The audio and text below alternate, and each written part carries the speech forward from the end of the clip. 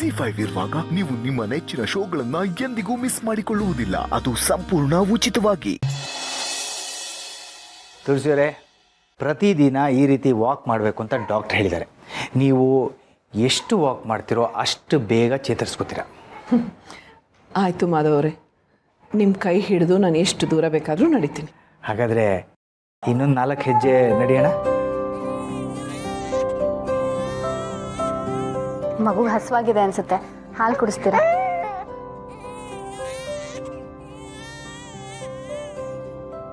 ತುಳಸಿಯವರೇ, ನಾನು ಹಾಗಾದರೆ ತಿಂಡಿ ತೊಗೊಂಬರ್ತೀನಿ. ಅಮ್ಮ, ಮಗು ಹಾಲು ಕುಡಿತಿದ್ದಾಗೆ ಹೇಳಿ, ನಾ ಬಂದು ಕರ್ಕೊಂಡು ಹೋಗ್ತೀನಿ.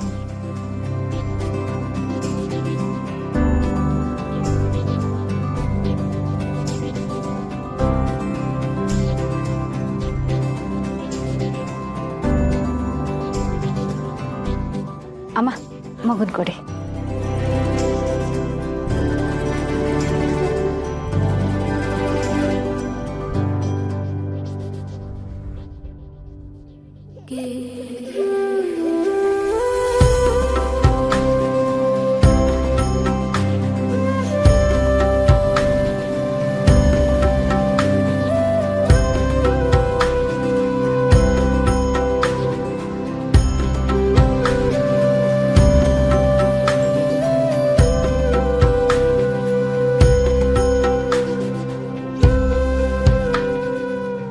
ಅಮ್ಮ, ಪೂರ್ಣಿನ ಮಗುನ ಕರ್ಕೊಬರಕ್ಕೆ ಹೇಳಿದ್ಲು, ಹಾಲು ಕೊಡ್ದಾಯ್ತಲ್ವ?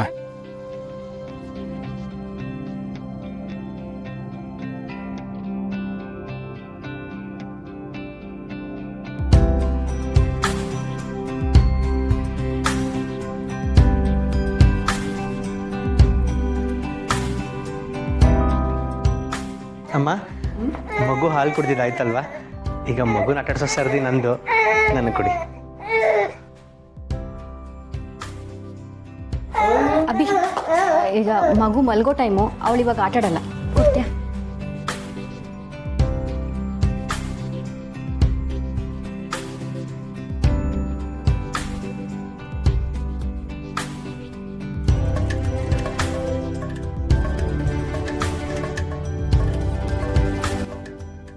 ಅಭಿ, ಮಗುನ ಆಟಾಡ್ಸೋಕ್ಕಾಗ್ತಿಲ್ಲ ಅಂತ ಬೇಸರನಾ?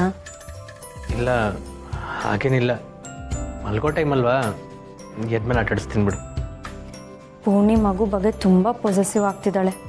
ಮಗುನ ಯಾರ ಕೈಲೂ ಆಟಾಡೋಕ್ಕೆ ಕೊಡ್ತಾ ಇಲ್ಲ. ನೀನದ್ರ ಬಗ್ಗೆ ಯೋಚನೆ ಮಾಡಬೇಡ, ಎಲ್ಲ ಸರಿ ಹೋಗುತ್ತೆ. ಬಾಬಾ.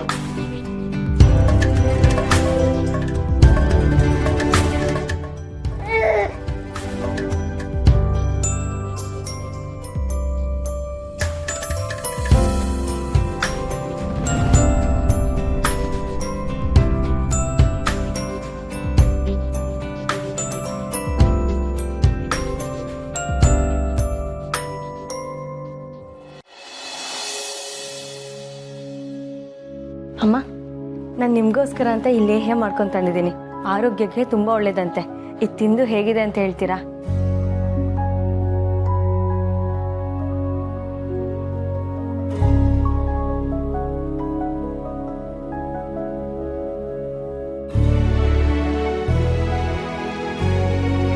ಚೆನ್ನಾಗಿಲ್ವಾ ಅಮ್ಮ?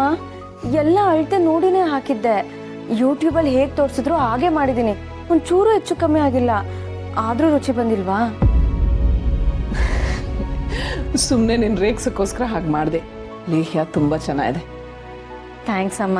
ಇದಷ್ಟೇ ಅಲ್ಲ, ನಿಮ್ಗಿನ್ನೂ ಏನು ತಿನ್ಬೇಕು ಅನ್ಸುತ್ತೋ ನೀವು ನನ್ನೇ ಕೇಳಿ, ನಾನು ಮಾಡ್ಕೊಡ್ತೀನಿ. ಆದರೆ ಹೀಗೆ ಮಾತ್ರ ಮಾಡಬೇಡಿ.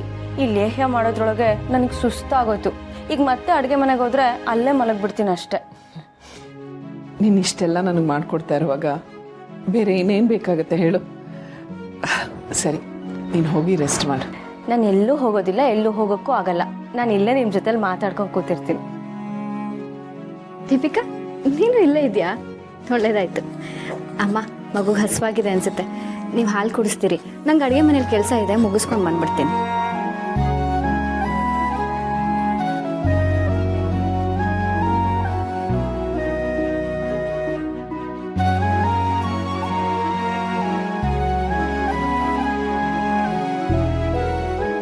ಅಮ್ಮ, ಈಗ ನಿಮಗೆ ತುಂಬ ಖುಷಿಯಾಗಿರ್ಬೇಕಲ್ವಾ? ಖುಷಿ ಗೊತ್ತಿಲ್ಲ. ಈ ಅನುಭವ ಖುಷಿ ಅಂತನೋ, ಸಂತೋಷ ಅಂತನೋ, ಅಥವಾ ಸಮಾಧಾನ ಅಂತನೋ ಏನು ಹೇಳಬೇಕೋ ಗೊತ್ತಿಲ್ಲ. ನಿಜ, ಕೆಲವೊಂದು ಅನುಭವಗಳನ್ನ ಹೇಳೋಕ್ಕೆ ಪದಗಳೇ ಇರಲ್ಲ. ಆದರೆ ನನಗೆ ಈ ಫೀಲ್ ಹೇಗಿರುತ್ತೆ ಅಂತ ತಿಳ್ಕೊಬೇಕನ್ನಿಸ್ತಿದೆ. ಈ ಫೀಲ್ ಹೇಗಿರುತ್ತೆ ಅಂತ ತಿಳ್ಕೊಬೇಕು ಅಂದರೆ ನೀನು ಆದಷ್ಟು ಬೇಗ ಒಂದು ಮಗು ಮಾಡ್ಕೋಬೇಕು. ಅದಕ್ಕೆಲ್ಲ ಇನ್ನೂ ಟೈಮ್ ಇದೆ ಅಮ್ಮ. ಸದ್ಯಕ್ಕೆ ಈ ಮಗುನೇ ನಮ್ಮೆಲ್ಲರ ಮಗು.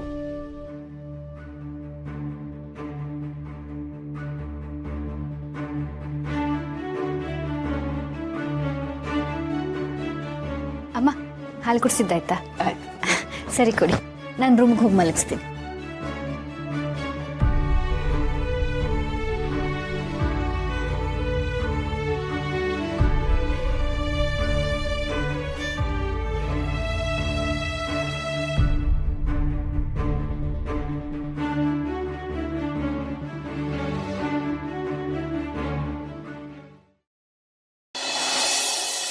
ಇಷ್ಟು ದಿನ ದೇವ್ರ ಹತ್ರ ಅಮ್ಮಂಗೋಸ್ಕರ ಬೇಡ್ಕೋತಾ ಇದ್ದೆ.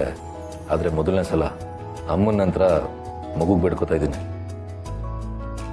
ಆದರೆ ಏನಂತ ಹರಕೆ ಕೆಡಬೇಕು ಅಂತ ಗೊತ್ತಾಗ್ತಾ ಇಲ್ಲ. ಅದನ್ನೇ ಯೋಚನೆ ಮಾಡ್ತಾ ಇದ್ದೆ. ಆಯಿತು, ಬೆಳಗ್ಗೆ ದೇವ್ರ ಮುಂದೆ ಮುಡುಕು ಕಟ್ಟೋಣ. ದೇವಸ್ಥಾನಕ್ಕೆ ಹೋದಾಗ ಅದನ್ನು ತೊಗೊಂಡೋಗಿ ಅದರಲ್ಲಿ ಪ್ರಸಾದ ಮಾಡಿಸಿ ಮಕ್ಳಿಗೆ ಊಟ ಹಾಕ್ಸೋಣ. ಈಗ ಸಮಾಧಾನ ಮಾಡ್ಕೊ. ಸರಿ, ಆಯಿತು, ಹಾಗೆ ಆಗಲಿ. ಈಗ ನನಗೆ ಸ್ವಲ್ಪ ಸಮಾಧಾನ ಆಯಿತು. ಆ ಮಗುಗೋಸ್ಕರ ಅಮ್ಮಂಗೋಸ್ಕರ ನಾನೇನು ಬೇಕಾದರೂ ಮಾಡ್ತೀನಿ. ಆ ಮಗು ಅಂದರೆ ಮನೆಯವರೆಲ್ರಿಗೂ ಜೀವ ಆಗಿದೆ.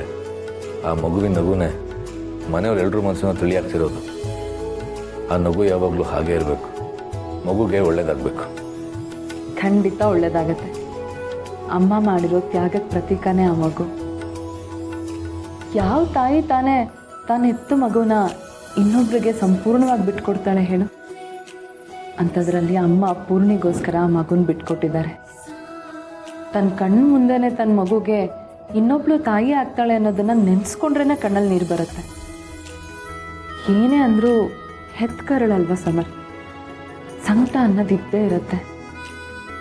ಅಂಥದ್ರಲ್ಲಿ ಈ ಎಲ್ಲ ನೋವನ್ನು ಸಹಿಸ್ಕೊಂಡು ಇನ್ನೊಬ್ರು ಸಂತೋಷಕ್ಕೋಸ್ಕರ ಬದುಕ್ತಿದಾರಲ್ಲ ಅಮ್ಮ, ನಿಜವಾಗ್ಲೂ ಅವ್ರ ಬಗ್ಗೆ ಹೆಮ್ಮೆ ಆಗತ್ತೆ ಸಮರ್. ಅಮ್ಮನ ತ್ಯಾಗಕ್ಕೆ ಬೆಲೆ ಸಿಗಬೇಕು. ನಿಜ ಬಾಸು, ಅಮ್ಮಂಗೆ ಸರಿಸಟಿ ಯಾರೂ ಇಲ್ಲ. ನಾವೆಲ್ಲರೂ ಅಮ್ಮನ ಚೆನ್ನಾಗಿ ನೋಡ್ಕೋಬೇಕು. ಅಮ್ಮ ನಗ್ನಾಗ್ತಾ ಇದ್ರೆ ನಾವೆಲ್ಲರೂ ಸಂತೋಷವಾಗಿರೋಕ್ಕೆ ಸಾಧ್ಯ. ಅಮ್ಮ ಮಗು ಆರೋಗ್ಯವಾಗಿರಬೇಕು. ಸಮರ್, ಅಮ್ಮ ಸಾವನ್ನೇ ಗೆದ್ದು ಬಂದವರು. ಅಮ್ಮಂಗಾಗಲಿ ಮಗುಗಾಗಲಿ ಏನೂ ಆಗಲ್ಲ. ನೀನೀಗ ನೆಮ್ಮದಿಯಾಗಿ ಮಲ್ಕೊ.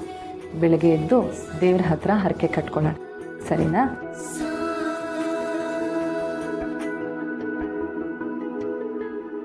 ZEE5 ಆಪ್ ಡೌನ್ಲೋಡ್ ಮಾಡಿ ಎಲ್ಲಾ ಸಂಚಿಕೆಗಳನ್ನು ಸಂಪೂರ್ಣ ಉಚಿತವಾಗಿ ನೋಡಿ.